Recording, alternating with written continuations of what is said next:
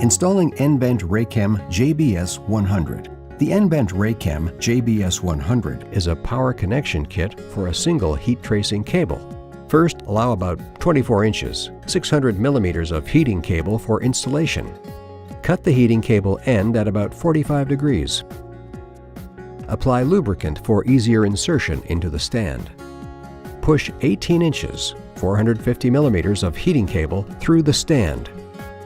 Now, square off the cable end with a 90-degree cut, but do not attach to the pipe yet, and proceed to stripping the end of the cable.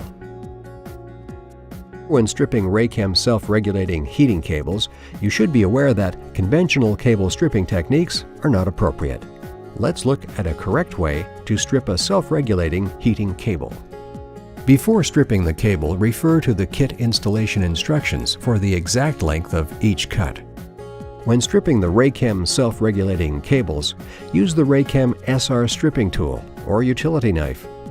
To remove the outer jacket, lightly score the jacket around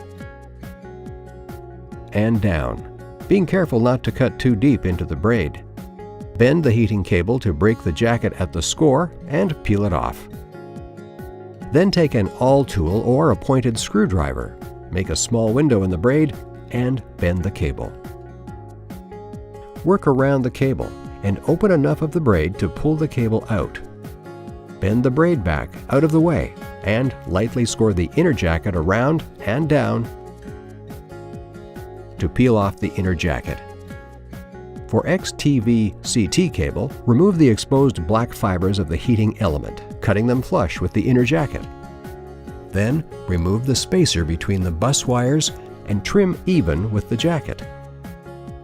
For cables BTV-CT and QTVR-CT, remove the inner jacket and cut down to the black core. Cut a notch in the end. Use needle nose pliers to peel back one of the bus wires and remove all black core to expose both wires. Now with the cable inserted into the JBS-100, mark 5/8 of an inch, 16 millimeters on the inner jacket.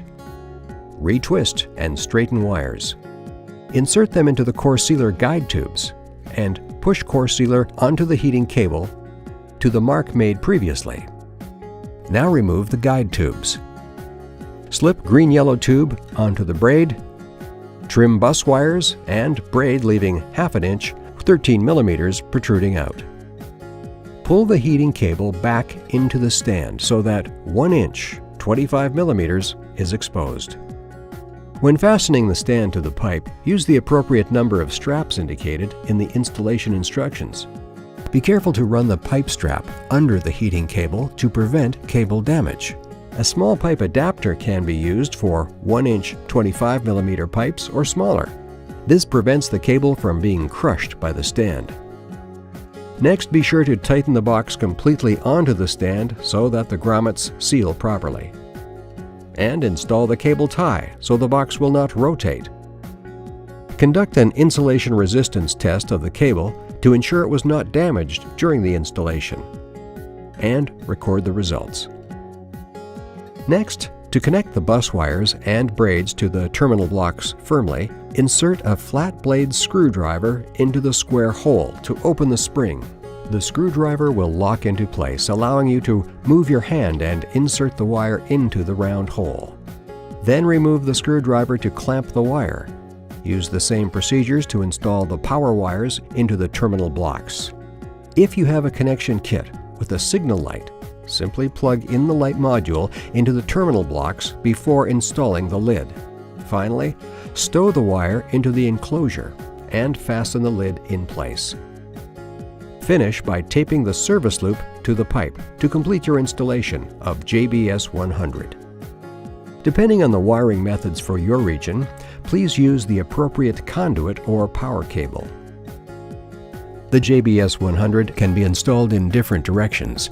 If the JBS-100 is installed downwards, knock out the drain hole in the pipe stand. For further assistance and product support, please contact N-Vent Support or visit nvent.com/Raychem.